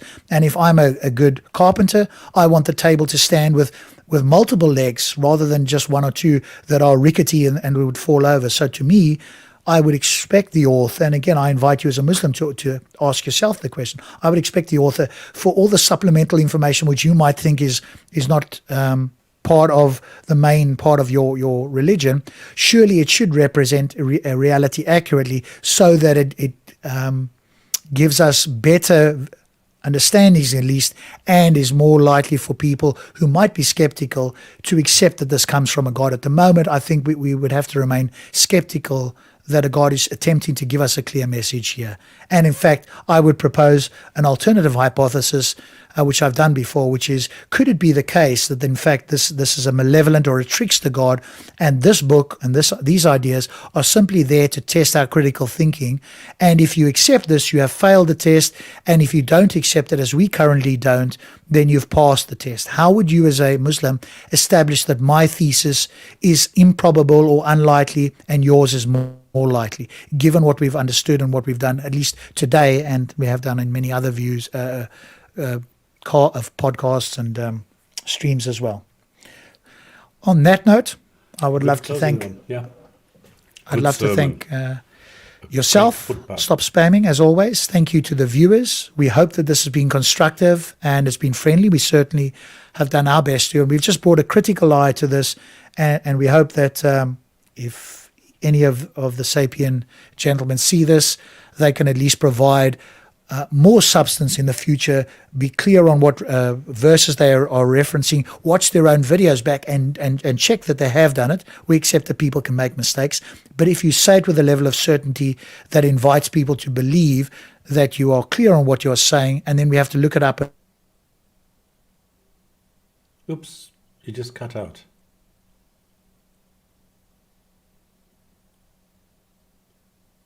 Okay. Well, thank God it was only the last two sentences. Great stuff. All right, then. I'm going to bring it to a close because I don't know what happened to poor Rob just now. Maybe the COVID got into his router or whatever. Ladies, gents, others, thank you very much. It's been a pleasure. I hope we managed to get some information over, and I look forward to the next video of Sapiens to see if they have learned something from this. Thank you. Good night.